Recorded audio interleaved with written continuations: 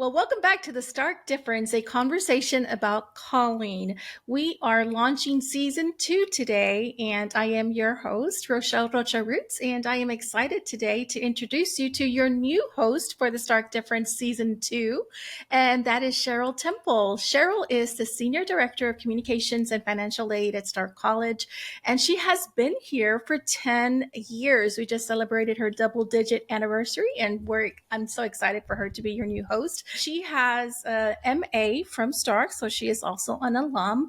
But don't be fooled. She's not only book theologically smart, she also has a BA in communications and is also just very gifted on all that she does for us at Stark on social media as well. And so, welcome, Cheryl, to the Stark Difference podcast. Yes, thank you for that introduction. I'm excited to be here and be part of this and start hosting and interviewing people. It'll be fun. Yes. And so before you start interviewing others, I thought I would introduce you as our host by interviewing you. And so I just want to kind of kick it off with this question. We are a college and a seminary, and part of what we do with our students, I'm a professor and so I teach. And so our students read books like all the time. So question for you, Cheryl, what book have you read recently?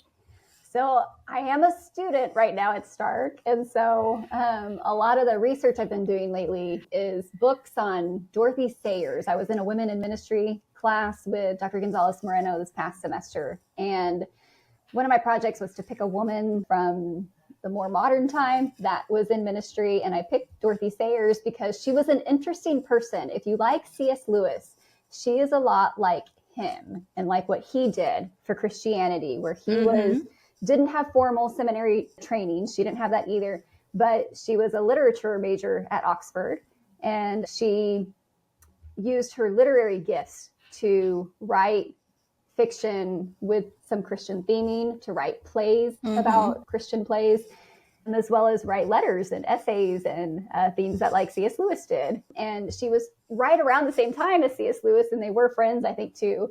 And so she was a big part, too, of, as World War II was happening, helping communicate the Christian faith to people that were going back to church because a major war is happening, suffering is happening. And so the church is being filled again. People are turning back to faith. And so she was a great defender of the Christian faith, like C.S. Lewis was. And she used her literary gifting to do that, which I think is interesting. Didn't have a formal seminary education or the traditional route, you would think, in going into ministry. But she nevertheless did a lot for the faith and for the kingdom by using the gifts that God had given her. Wow. And I love that. I love that, so many of our students, like you said, sometimes don't go the traditional route, right? Like they don't go to college or seminary from 18 to 24, but they come to seminary later in life. The average age of our students is around 40 years old. And so many of our students don't come to seminary till later. They're already married, have children, are already leaders in a church. Yeah. And so I think that's a great lesson for all of us, that it's never too late for the Lord to use us in many different ways, whether it's communicating as a preacher of the gospel, like so many pastors do, or as a writer, as Dorothy Sayers did, to influence the church and to influence maybe even seekers to come to know Christ in a new way. I love C.S. Lewis's books, The Chronicles of Narnia, and they've been made into movies. And so there's just a visually powerful way to communicate the gospel. Well, Cheryl, we always usually ask this question of our guest on the Stark Difference podcast because it is a conversation about calling and the first call when we come as believers, and that is to know Christ. And so can you tell us just your personal story of how you came to faith in Jesus? Yeah, so I was fortunate to grow up with Christian parents. My mom was very good about reading the children's Bible we had growing up. She would read that to me and my siblings every night. We went to the church when I was a child too, as well as she would take us to vacation Bible school, Sunday school, things like that. And so I was very blessed to have Christian parents that, although I didn't go to church a little bit later in life after that, I had something, to come back to. I had a foundation from my parents that they had provided for me. And so in high school and all that, I didn't really go to church or anything. But in college, I went through a breakup, and then I just didn't know Yeah, what to I do. oh, I tell you, right? Those are romantic relationships that sometimes leave us, yeah, struggling with life and purpose and pain and all of that good stuff. I knew where to turn because of my mom. And I knew my brother was going to a church actually at the time too. So he was Mm-hmm. a big part. He was going to a church. And so I started going to church with him and with my uncle. And so that's where I first started really taking my faith serious. I mean, I think I knew who Jesus was, and I knew the Christian faith from my mom as a child. But then it started to become my own whenever I started going to church then as a college student. Yeah, I'm sorry, Cheryl, I don't mean to laugh at your pain of It's a okay. breakup from It's college, funny but now. well, and I think that for so many people, like it is a big deal, right? Like when you have this relationship that you think is going, you have particular destination, sometimes even married relationships, and then it ends and something changes in life. But I love that the Lord is always there for in those moments of crisis, right? Usually it is some kind of crisis for people to turn to the Lord. And so I think you are not alone for sure. And God wasting nothing, right? Every moment, every Yes. crisis to draw us to Him. And so in your return to the Lord, did God use any particular person or two in your life? I mean, I know you said you were raised by Christian parents. Like, I just kind of curious if somebody had a part in that. Yeah. Well, what sort of started leading me into a ministry calling then after going to church, becoming more serious in my faith, reading the Bible, and then getting involved at the church. There is a man at the church that I was going to. He was not a pastor or teacher or anything like that on staff. He was the editor of their TV show that they were doing at the time. And so I was studying editing in Mm-hmm. college, and his name was Eric Hammond, the editor. He was very overwhelmed with the work that he had at that time. And so, as that happens in ministry, you get a lot of work, people wear a lot of hats, but he needed help. And I was studying this in college, and I wanted to train and learn more. And so I asked him, would you let me help you? I can do this. I think I did it for free and eventually got paid something, but he let me do that. And it wasn't any type of program or internship. It was just him being willing to receive some help from me and also train me and be willing to Mm-hmm. take me on and show me how to do proper editing. And so I trained under him. And it's funny that I'm doing editing now at Stark because, yeah, all of this kind of ties back to this man that, was in ministry in a different type of role, you would think. It wasn't pastoral role. It was media Mm-hmm. and video editing. But he let me train under him. And then eventually that led into a staff position at the church. And so that's where I kind of got that start in wanting to use my giftings in ministry, Mm. specifically for the Lord and for God's kingdom. And I think there's something to be said there, Cheryl, that sometimes, I think every church in some level, they always are always looking for volunteers, right? Like I'm the family pastor of my church with my husband, Christ Life Church, and we're like always like, Holy Spirit, highlight the people, like who can Yeah. we plug in? And I think it's important. Service matters, right? Like getting connected to a local church where you can use your gifting. I do believe that God uses that. And it's not only because, yes, we need help getting something done, but it's about connecting people to their God given purposes. And when you get connected with a gift that you can use, I think that is not only personally rewarding for you and for the church, but it can draw you into a deeper spiritual relationship with God. Yes. One of my pastor's wives, a few years ago, had made the point in our church that we don't just use ministry, or we don't just use people to get ministry done. We use ministry to get people done. Like Mm-hmm. that part of serving in ministry, that plays a huge part. You are serving and you are doing important things for the kingdom. But at the same time, whenever you're in ministry, God is working in you at the same time That's right. through whatever role it is He's calling you to function at that moment. Well, God knew what was needed, right, to kind of Yeah. draw you in, and He used that gifting. And that's the thing about the Lord. Like I said earlier, He does not waste anything. Here you are, several years later, using that same gift. And so, Cheryl, in thinking of everything that you do here at Stark, you are the senior director of communication, so you do so much. I mean, you think of all of the online presence that we have as a seminary, getting those stories, those student highlights, the social media posts on Facebook, on Instagram, on Twitter, or I'm sorry, X. I keep forgetting it's X now.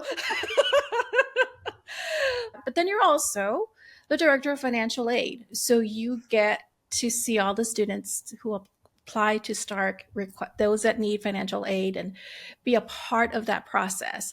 So tell me, what is the most fulfilling part of your role here at Stark? Yeah, it's funny. You wouldn't think that like financial aid and communications initially, you're like, that's two different departments.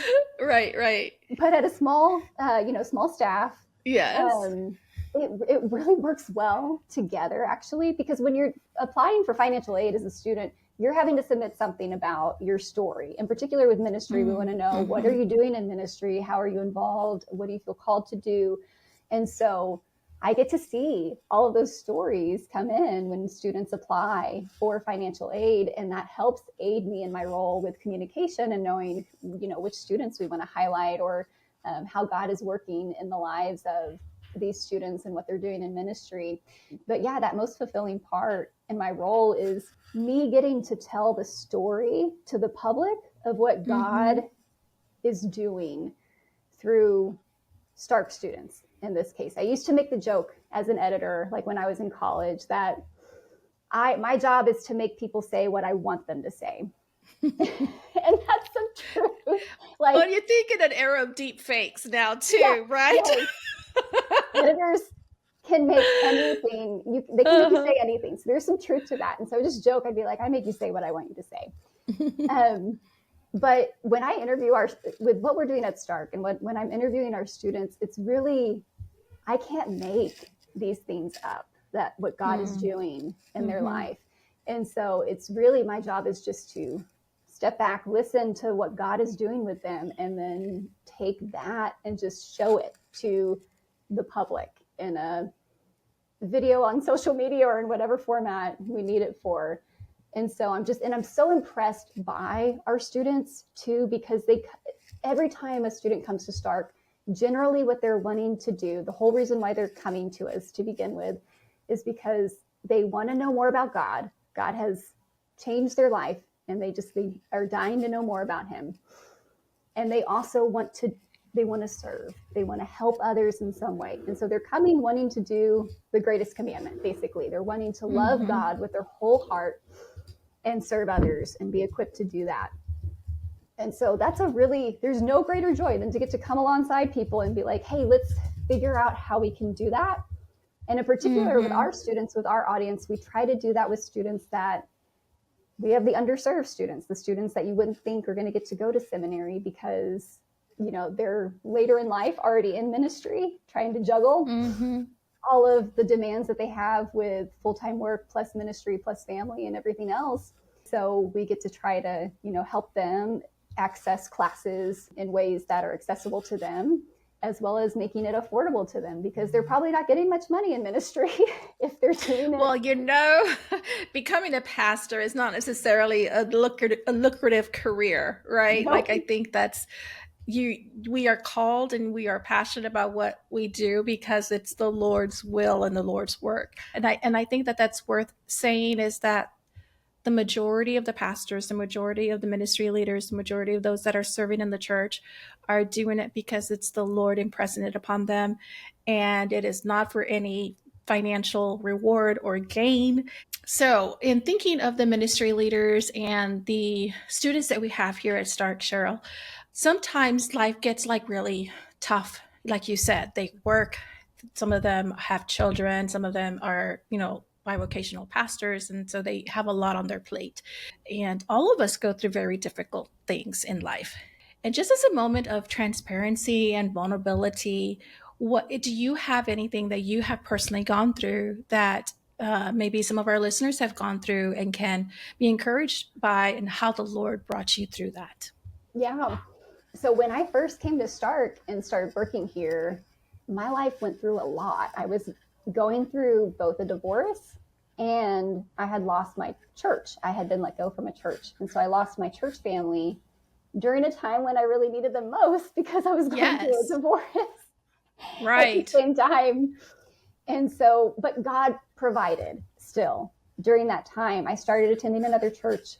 That's one thing if I could just really say that to ministers, you got to make sure you are at a church. You need the church. You have to have support from God's people. And so God provided through the church that I started going to after. The pastor was very helpful there in helping me navigate my marriage and all of that was happening. And then the family here at Stark was very helpful. God helped through the ministry that I was doing here. The ministers here ministered to me and they cried with me and they helped me make decisions on how to move forward, as well as they held me accountable when I wanted to be bitter and angry about the Mm-hmm. suffering I was going through. And they helped me Mm-hmm. stay clear of that and to not despair over it. And so, I mean, in ministry, you're going to get hurt, whether it's from the church themselves or people in the church. If you're not getting hurt, you're probably not doing ministry right. You're going to get hurt. Well, and you sometimes it's like you get hurt, and sometimes, and I think that this is important for our listeners to know, is like you have to speak up. I mean, some Mm-hmm. people don't speak up when they are hurt because they don't feel like they should say something, like conflict is bad, like it. And really, conflict is normal, and Yeah. conflict always happens, and yes, conflict can leads to hurt. But I think, Cheryl, what you said is so important, that we have to have a network of support, because people tend to isolate sometimes when they are hurt. And Yeah. that is not a healthy way to cope. Yes. I think Dietrich Bonhoeffer in his Life Together book, he talks about how it's actually you should be hurt from the church specifically at some point. And Mm-hmm. he brings that up really just because he says that that's part of the process of God working in your life and you Mm-hmm. losing probably the ideal image you might have had of ministry and what it was supposed to look like. Mm-hmm. And so getting hurt helps you learn how to fellowship with broken people and how to Mm-hmm. continue to serve God's people. And God doesn't give up on his church. That's the thing. He's Mm-hmm. adamant about my church is going to stand. It's going to continue. And we've seen it continue for 2,000 years through a lot of messes.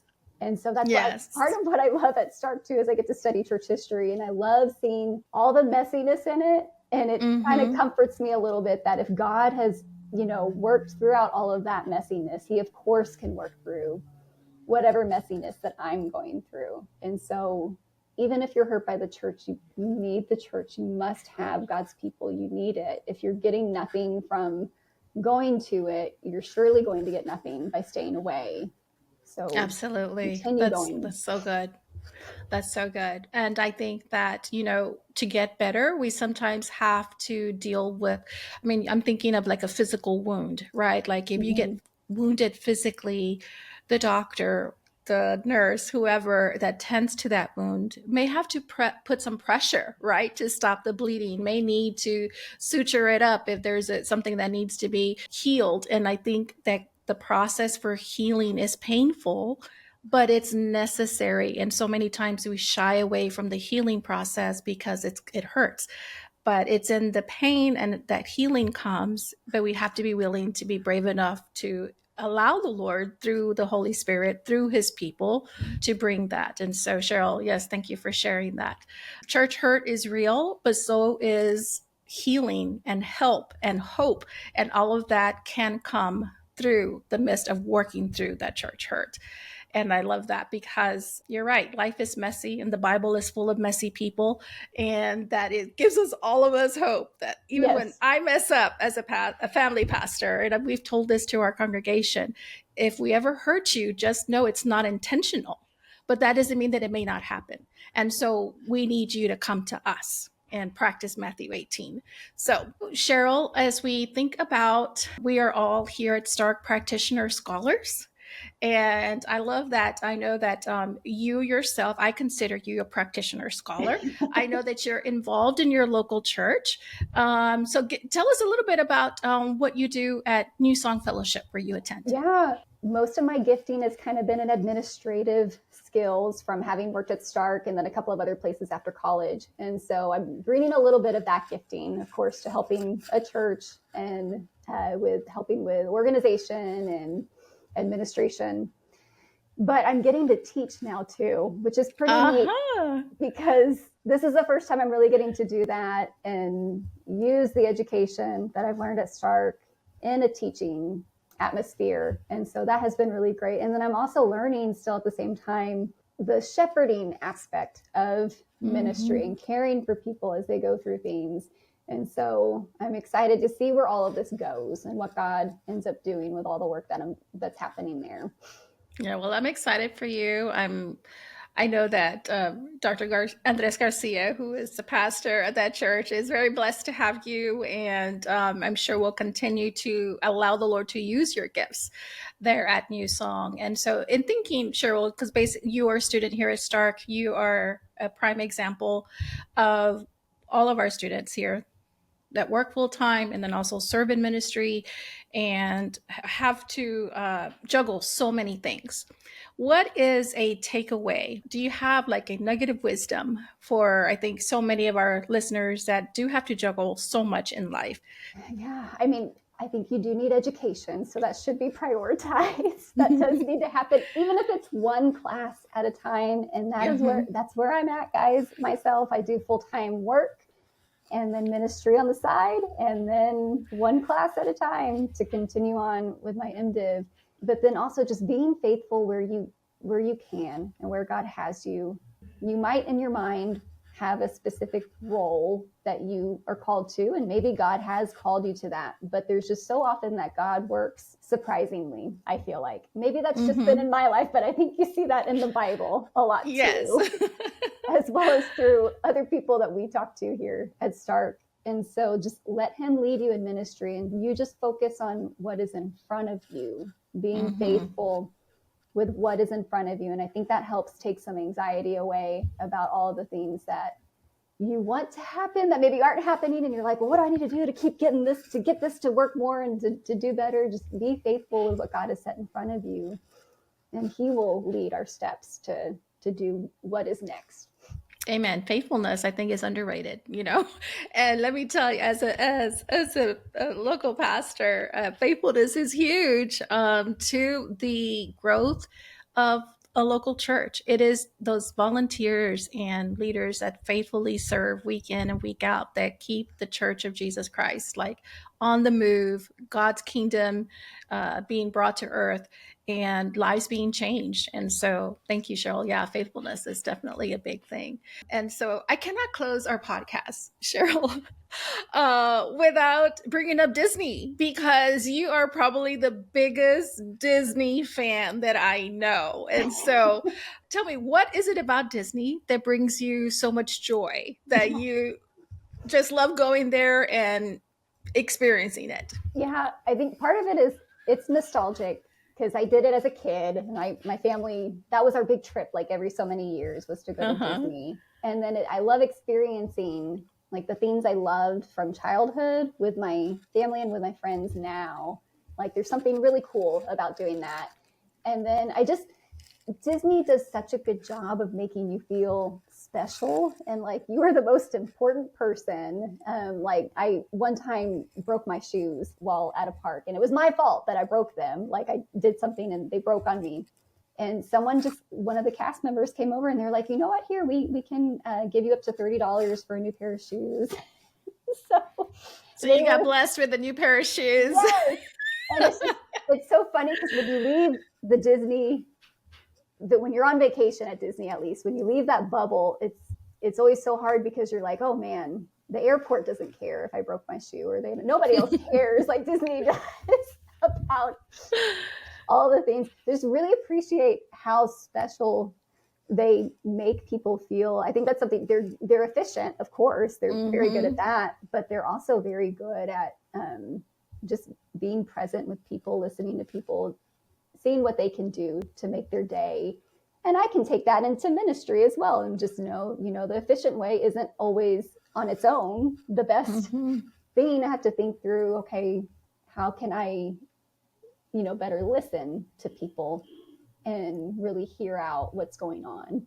Because Disney is like the happiest place on earth, Yeah. right? Like that's their motto or whatever, but there really is something special, right? They have this culture in their staff, in every part of what they do, that is to basically love people, right? Like encourage people, help them feel joyful. And and I know that church necessarily isn't always like the most joyful place necessarily, because sometimes God needs to tell us some hard truths, right? That we need to lay at the altar with him. But I do think that there is something about that culture, right? That our churches, including mine, we need to do better at listening to people, seeing them, noticing them, loving them, and having them experience something supernatural when they come to our church. That when they leave, they know it's like, oh man, I want to come back.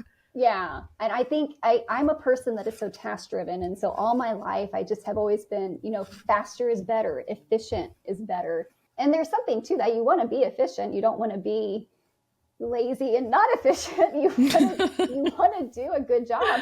But part of faithfulness isn't just efficiency. It is in numbers. It's not just right. That. It is taking the time to giving people your time. And I just heard a sermon from Tim Keller, my favorite guy, that he was so impressed to go into ministry when a minister gave him the time of day and heard him out about all of the things he was going through in seminary. And so that really does, giving people the time of day and giving your time, that is a lot of ministry. And so, and that's a big part of it, and having to learning to love people. And it's okay sometimes if it doesn't always line up with efficiency.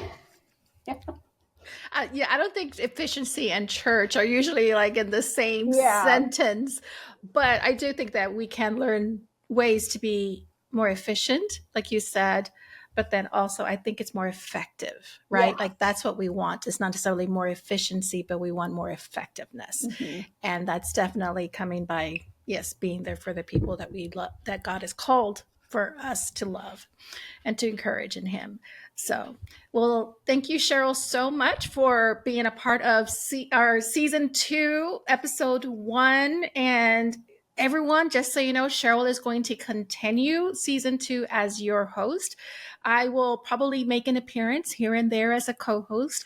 But Cheryl, before we kind of end it off today, can you give us a little glimpse of what our listeners can expect for the rest of the episodes for season 2? Yeah, so we're still working on this, but the main thing is we want to continue to hear from people that are serving in a variety of different fields in ministry.